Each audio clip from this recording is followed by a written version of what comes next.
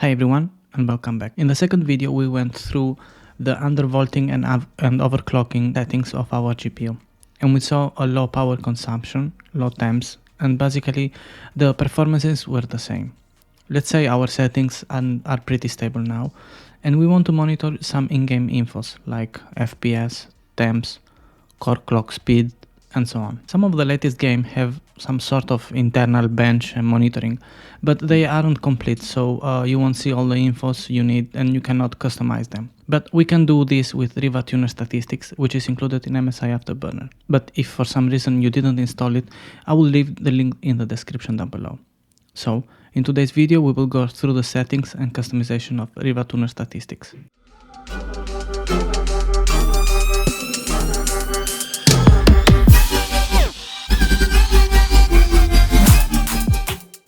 Okay guys, let's open MSI Afterburner and let's go through the settings. First of all, let's go through on-screen display setting. Let's be sure that the toggle on-screen display hotkey is we have assigned one key. In this case I have assigned the F11 key, and then let's jump back to the monitoring tab. Here we have all the sensors that we need if we want to enable all of them and see all of them in the Riva statistic tuner interface. In this case I have been, let's say we want to see the GPU usage, the GPU temperature, the core clock, the memory usage, and the memory clock. You can enable all of them or you can enable whatever you need the most. Let's say in this case we want to see how much GPU usage we have and how much GPU temperature we have, and also the memory, so I will untick this. For enabling one of these sensors, I have enabled some of them, but you might need to enable others. So for doing that you have just to tick here and then be sure that show in on-screen display is enabled also, otherwise you won't see the sensor in the Rive Tuner statistic server. Once you enable the sensors and also the on-screen display, here you can choose if you want to see the simple text, even if you want to see a graph, or the text, a combination of text and graph. I usually leave the text because it's more simple and easy to see.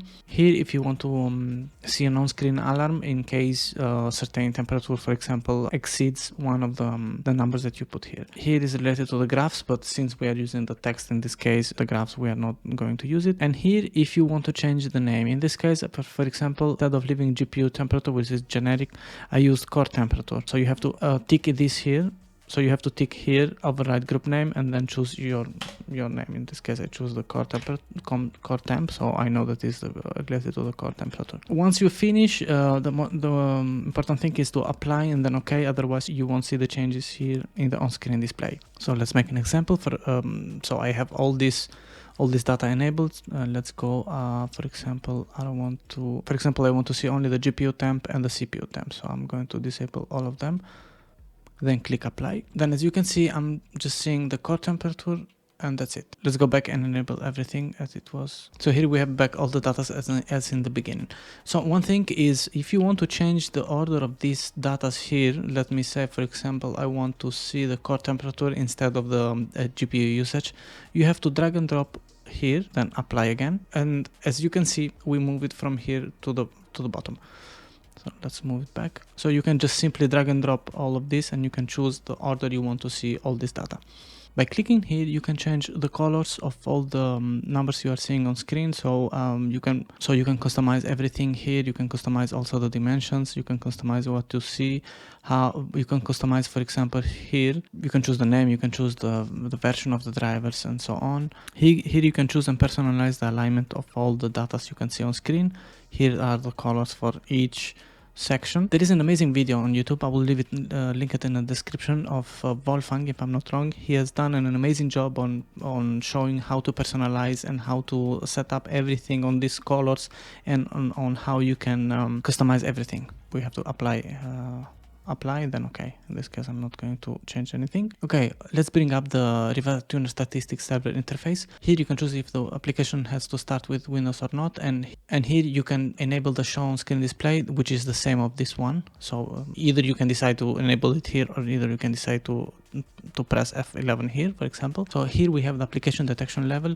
This is something useful if we have a game that have an anti-cheat and it's going to detect the Rive Tuner statistic as a cheating. So we have to leave it at low. Usually I leave it globally at low, so it's not going to interfere with the anti-cheat system. Stealth mode is the same, so the anti-cheat system is not going to recognize the Rive Tuner statistic as a cheating. the on-screen display support is the same. Here is the raster 3D for seeing all those numbers and all those letters in the 3D. It's more nice to see. The on-screen display shadow is going to give a little bit of shadows on the numbers, so you can see it better in certain scenarios. And the on-screen display field is the same. Let me open quickly Heaven and show you guys quickly what it means. For example, filling is this, so you won't see it transparent, or you won't see it with this background, let's say. I usually prefer to leave it with a background because I can see it properly. Of course, this is something that you usually won't use it every time you are gaming, on all the time you are gaming. So in, let's say, for a couple of minutes can be okay like that, so it's okay for me. This is the zoom in case you want to be to see it basically giant.